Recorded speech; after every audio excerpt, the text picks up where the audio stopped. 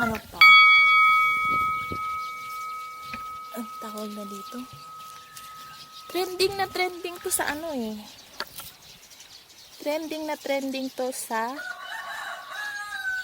TikTok, sa social media. Sa gooseberry. Gooseberry. Daddy. Gooseberry. Ang mahal kaya nito doon sa ano, nakikita ko sa TikTok. Kinakain nila to eh. Kinakain mo talaga yan. Para ka lang kamatis. Oo nga no. Maasim-asim na ano. Parang kamatis yan eh. Ayoko yung lasa kasi hindi ako ng kamatis. Ayun. Ang tawag nila dyan, Ang mahal kaya niyan sa ano. ang tawag pa ng iba dyan, lantern berries.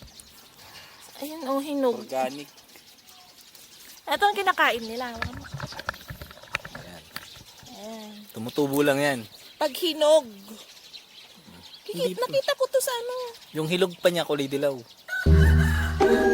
Parang kamatis kasi. Hindi ako makain kamatis. Kasi, parang kamatis ano? Matamis. Sorry. Ano? Hindi ko bet yung lasa. Papait to, ang dami oh. Oo nga. Mamo. Ayoko, hindi ako kumakain yan. Ano marami daw ano to? Maraming ano yan, benefits. Benefits. Ito. Ang dami niyang papait to. Ganito yung pinapainom ko kay Kyung noon sa kay Max. Yan, taltalikod. Hindi pinainom ni Ate Mary. Yan, yung may ano dyan eh. Nilalaga. Hindi, ganito na. Pinipiga ko to ng ganito. Talagang naghahanap ako na ganyan, no? Ang daming papait to, ang sarap niyan. Kunin ko.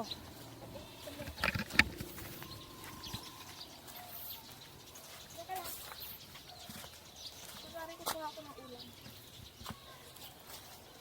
Ulamin natin? Kunyari, kukuha ng ulam, kukuha ka naman talaga. Dami yan.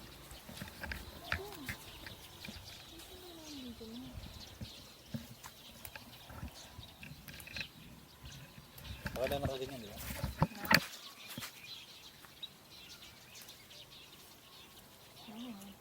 Edit ko na lang. Ito, ayan. Tinapakan mo. Ay, kinuhanan ko na. Tinapakan mo. Yung pa, pagutin lahat yung ano, tapos tsaka pilihan. Sunod mo lahat yan. Magkakasama naman yan eh. Sige, pagod. Ingay-ingay mo.